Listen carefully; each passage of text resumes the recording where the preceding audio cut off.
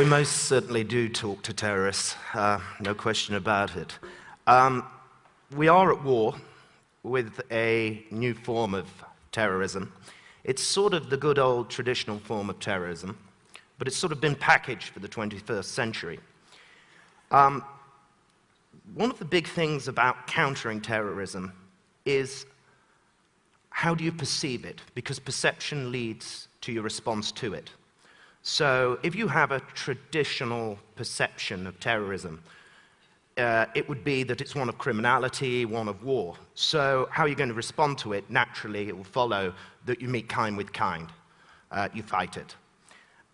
If you have a more modernist approach and your perception of terrorism is almost cause and effect, then naturally from that, the responses that come out of it are much more asymmetrical. We live in a modern global world. Terrorists have actually adapted to it. It's something we have to too. And that means the people who are working on counter-terrorism responses have to start, in effect, putting on their Google-tinted glasses or whatever. For my part, what I wanted us to do was just to look at terrorism as though it was a global brand, say Coca-Cola. Both are fairly bad for your health. If you look at it as a brand in those ways, what you'll come to realize is it's a pretty flawed product. As we've said, it's pretty bad for your health. It's bad for those who it affects, and it's not actually good if you're a suicide bomber either. It doesn't actually do what it says on the tin. You're not really going to get 72 virgins in heaven. It's not going to happen, I don't think. And you're not really going to, in the 80s, end capitalism by supporting one of these groups. It's a load of nonsense. But what you realize, it's got an Achilles heel. The brand has an Achilles heel. We've mentioned the health, but it needs consumers to buy into it. The consumers it needs are the terrorist constituency. They're the people who buy into the brand, support them, facilitate them. And they're the people we've got to reach out to. We've got to attack that brand in front of them. There's two essential ways of doing that if we carry on this brand theme. One is reducing their market. What I mean is, it's their brand against our brand. We've got to compete. We've got to show we're a better product. If I'm trying to show we're a better product, I probably wouldn't do things like Guantanamo Bay. We've talked there about curtailing the underlying need for the product itself. You could be looking there at poverty, injustice, all those sorts of things which feed terrorism. The other thing to do is to knock the product. Attack the brand myth, as we've said. You know, there's nothing heroic about killing a young kid. Perhaps we need to focus on that and get that message back across. We've got to reveal the dangers in the product. Our target audience, it's not just the producers of terrorism, as I've said, the terrorists. It's not just the marketeers of terrorism, which is those who finance, those who facilitate it, but it's the consumers of terrorism. We've got to get into those homelands. That's where they recruit from. That's where they get their power and strength. That's where their consumers come from. And we have to get our messaging in there. So the essentials are, we've got to have interaction in those areas with the terrorists, the facilitators, etc. We've got to engage, we've got to educate, and we've got to have dialogue. Now, staying on this brand thing for just a few more seconds, think about delivery mechanisms. How are we going to do these attacks? Well, reducing the market is really one for governments and civil society. We've got to show we're better. We've got to show our values. We've got to practice what we preach.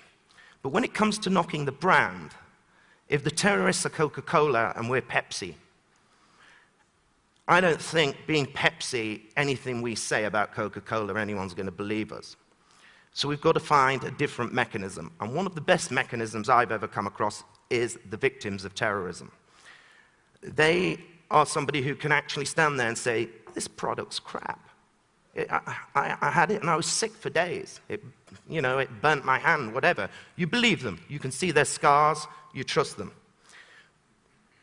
But whether it's victims, whether it's governments, NGOs, or even the Queen yesterday in Northern Ireland, we have to interact and engage with those different layers of terrorism. And in effect, we do have to have a little dance with the devil. This is my favorite part of my speech. I wanted to blow you all up to try and make a point, but TED, for health and safety reasons, have told me I've got to do a countdown. So I feel like a bit of an Irish or sort of Jewish terrorist, sort of a health and safety terrorist, and I've got to count 3, 2, 1, and it's a bit alarming. I was thinking of what my motto would be, and it would be body parts, not heart attacks. So 3, 2, 1. Very good. Now, lady in 15J was a suicide bomber amongst us all. We're all victims of terrorism. There's 625 of us in this room. We're going to be scarred for life. There was a father and a son sat in that seat over there. The son's dead, the father lives. The father will probably kick himself for years to come that he didn't take that seat instead of his kid. He's going to take to alcohol, and he's probably going to kill himself in 3 years. That's the stats. There's a very young, attractive lady over here, and she has something which I think is the worst form of psychological, physical injury I've ever seen out of a suicide bombing. It's human shrapnel. What it means is, when she's sat in a restaurant in years to come, 10 years to come, 15 years to come, or she's on the beach, every so often she's going to start rubbing her skin. And out of there will come a piece of that shrapnel. And that is a hard thing for the head to take. There's a lady over there as well who lost her legs in this bombing. She's going to find out that she gets a pitiful amount of money off our government for looking after what's happened to her. She had a daughter who was going to go to one of the best universities. She's going to give up university to look after mum. We're all here, and all of those who watch it are going to be traumatized by this event.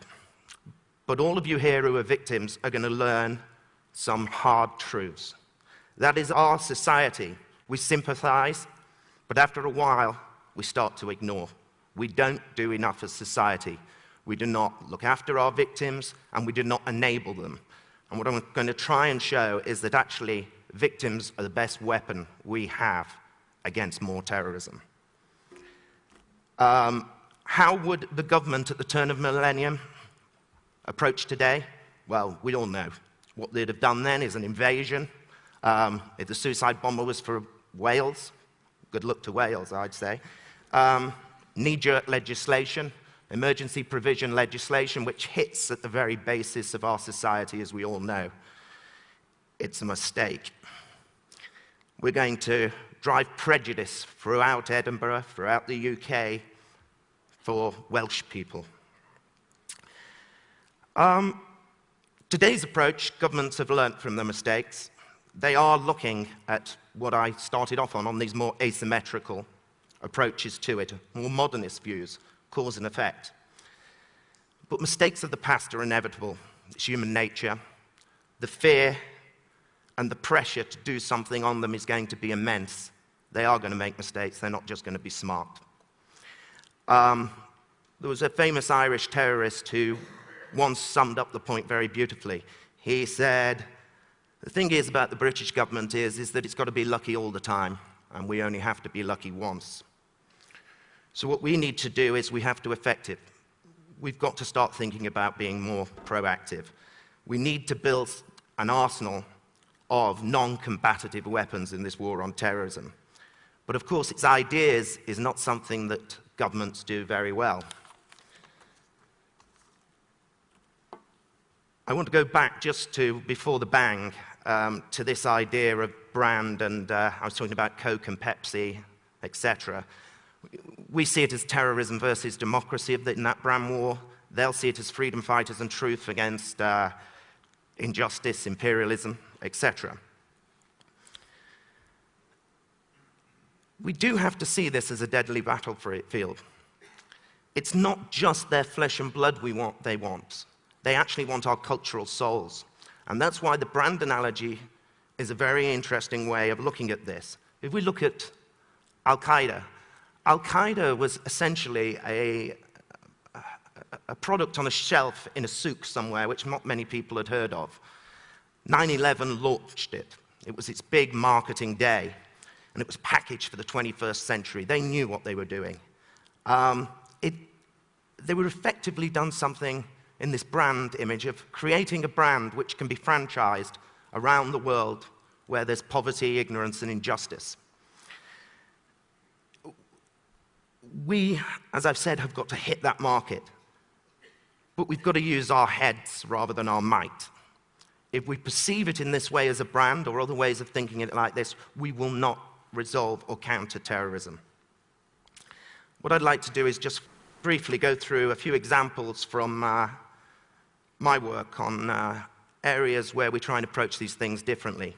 The first one has been dubbed lawfare, for want of a better word. When we originally looked at bringing civil actions against terrorists, everyone thought we were a bit mad and mavericks and crackpots. Now it's got a title, everyone's doing it. There's a bomb, people start suing.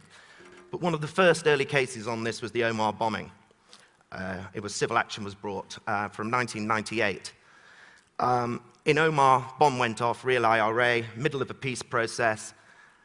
That meant that the culprits couldn't really be prosecuted for lots of reasons, mostly to do with the peace process and what was going on, the greater good. It also meant then, if you can imagine this, that the people who bombed your children and your husbands were walking around the supermarket that you lived in. Some of those victims said enough is enough. We brought a private action. And thank God, 10 years later, we actually won it. There is a slight appeal on at the moment, so I have to be a bit careful, but fairly confident. Why was it effective? It was effective not just because justice was seen to be done where there was a huge void. It was because the real IRA and other terrorist groups, their whole strength is from the fact that they are an underdog. When we put the victims as the underdog and flipped it, they didn't know what to do. They were embarrassed, their recruitment went down, the bombs actually stopped, fact, because of this action. We became, or those victims became, more importantly, a ghost that haunted the terrorist organization. There's other examples. We have a case called Amog, which is to do with a bank that was allegedly, from our point of view, giving rewards to suicide bombers. Just by bringing the very action, that bank has stopped doing it. And indeed, the powers that be around the world, which for real politic reasons before couldn't actually deal with this issue because there was lots of competing interests, have actually closed down those loopholes in the banking system. There's another case called the McDonald case, where some victims of Semtex, of the provisional IRA bombings, which was supplied by Gaddafi, sued. And that action has led to amazing things for New Libya. New Libya have been compassionate towards those victims and started taking it. So it started a whole new dialogue there. But the problem is, we need more and more support for these ideas and cases.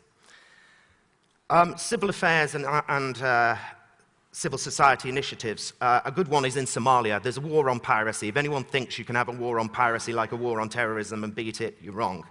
What we're trying to do there is turn pirates to fishermen. They used to be fishermen, of course, but we stole their fish and dumped a load of toxic waste in their water. So what we're trying to do is create security and employment by bringing a coast guard along with the fisheries industry. And I can guarantee you, as that builds, Al-Shabaab and such likes will not have the poverty and injustice any longer to prey on those people. These initiatives cost less than a missile, and certainly less than any soldier's life. But more importantly, it takes the war to their homelands and not onto our shore. And we're looking at the causes. The last one I wanted to talk about was dialogue. The advantages of dialogue are obvious.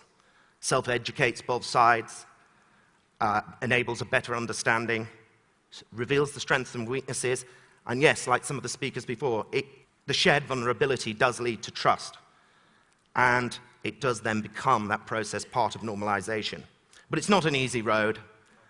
After the bomb, the victims are not into this. There's practical problems. It's politically risky for the protagonists and for the interlocutors. On one occasion, I was doing it. Every time I did a point that they didn't like, they actually threw stones at me. And when I did a point they liked, they started shooting in the air. Equally, not great. Whatever the point, gets to the heart of the problem, you're doing it. You're talking to them.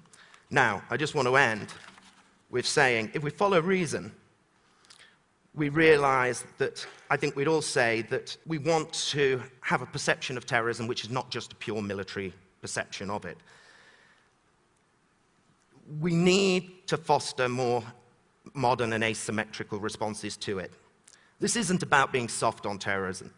It's about fighting them on contemporary battlefields.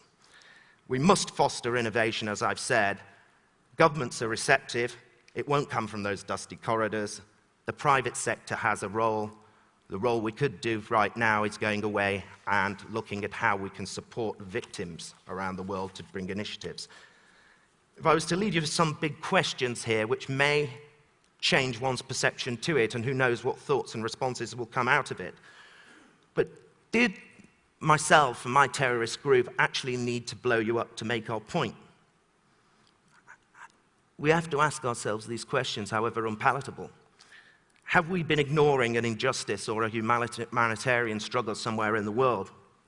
What if actually engagement on poverty and injustice is exactly what the terrorists wanted us to do? What if the bombs are just simply wake-up calls for us? What happens if that bomb went off because we didn't have any thoughts and things in place to allow dialogue, to deal with these things and interaction? What is definitely uncontroversial is that, as I've said, we've got to stop being reactive and more proactive. And I just want to leave you with one idea, which is that it's a provocative question for you to think about, and the answer will require sympathy with the devil. It's a question that's been tackled by many great thinkers and writers. What if society actually needs crisis to change? What if society actually needs terrorism to change and adapt for the better? It's those Bulgakov themes. It's that picture of Jesus and the devil hand in hand in Gethsemane, walking into the moonlight. What it would mean is that humans, in order to survive and development, quite Darwinian spirit here, inherently must dance with the devil. A lot of people say that communism was defeated by the Rolling Stones. It's a good theory. Maybe the Rolling Stones has a place in this. Thank you.